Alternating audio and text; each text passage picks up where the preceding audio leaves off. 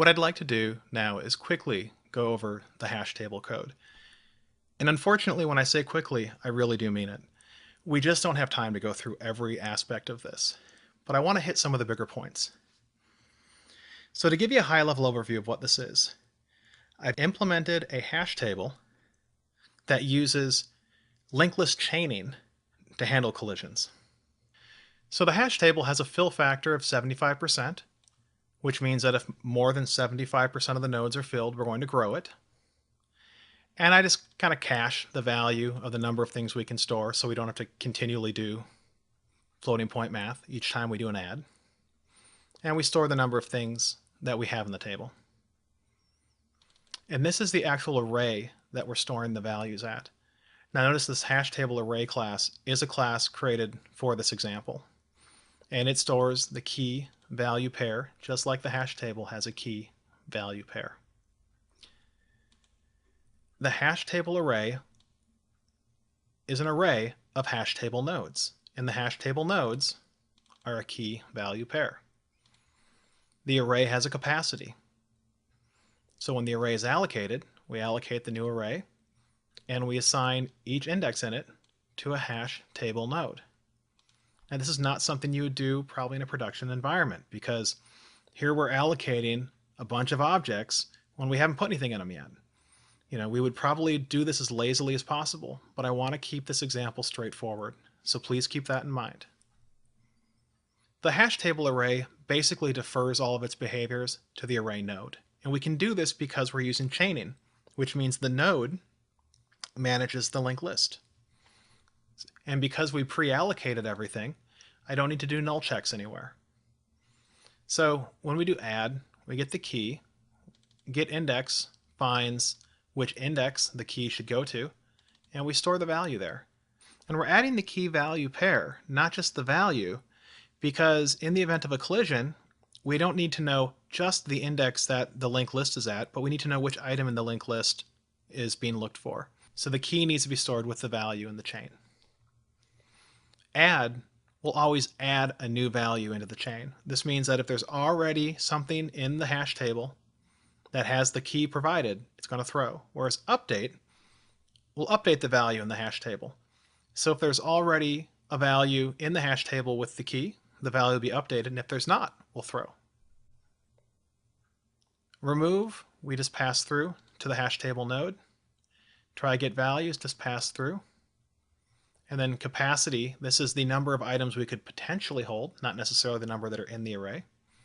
And then clear loops through and clears every node out in the array. So let's come back to the hash table.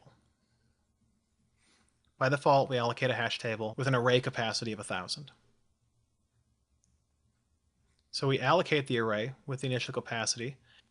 So add is really one of the more interesting areas, because here's where we're doing the growth. So we're saying if our count is greater than or equal to the max items we're allowed, let's allocate the larger hash table array.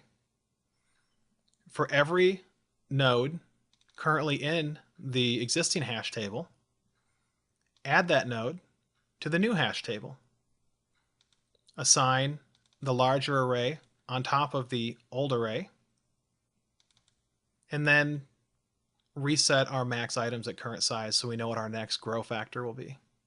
Once that's done, we can add the new item, and we bump our count. Remove is just going to defer to the array.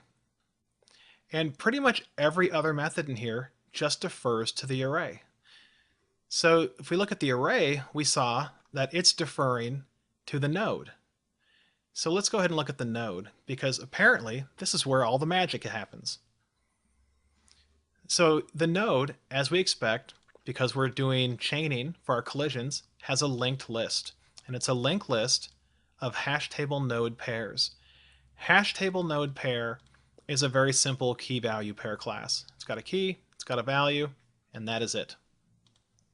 So it's basically a very lightweight pair class. In the .NET Framework, there is a tuple class that can be used, but when it's something very behavior specific like this, I prefer just to create my own pair class. Add works just the way we described in the slides. If we're adding something for the first time, we've never done anything in this array index before, items will be null, so we'll allocate the new linked list. Otherwise, what we're going to do is just check, is the item we're adding already in the linked list? If it's already in the linked list, we throw, because we don't add the same item with the same key. We don't allow it. It's an invariant in our hash table. Now, if we've made it this far, one way or another, the list is allocated and we know there's not already a value in there with the same key. So go ahead, allocate the node pair and add it to the front of the list. Now, update is very similar. If the items is not null, we go through and loop until we find the item we're looking for. If we found it, we update the value, and we update a flag indicating that we did do an update. If we make it to the end and we never found a value to update, we throw an exception. And this is because update is not add. We're not going to add the item if it's missing. Try get value looks a lot like update. We store, instead of storing a value saying whether we updated the item, we simply store one saying whether we found the item. Once we find the item, we store its value into the provided out parameter, and then we return found. Remove also looks very similar. We're provided the key to remove. We store a value indicating whether or not we actually remove the item. We start at the front of the linked list. While the current value is not null, we check to see if we found the value we're looking for. If we have, we remove it. Then we set remove to true and we break. If we haven't, we move on to the next item in the list. Clear simply clears out the list. And finally, we have some enumerators, one for values, one for keys. As I discussed on the enumeration slides, you want to provide enumerators for both. And the reason is that there's going to be times where people want to operate on every value. And if you only provide an enumerator for the keys, they're going to have to take each key and then perform a lookup into the hash table and then operate on the value returned. Well, that's far more expensive than just letting them operate on every value. If we have items in the list, we enumerate every item, yielding each value in the list, or yielding each key in the list. Items returns an enumerator for the actual pair object. I've glossed over so much here. I really hope you'll take some time to go back and look at the slides and think about how the different algorithms are implemented, and then come and look at the code and follow it through and really try and understand how all this is done. Because understanding how hash tables work is really important once you start picking up these collections and using them, because you want to be able to talk about the performance characteristics and understand the trade-offs that you're making.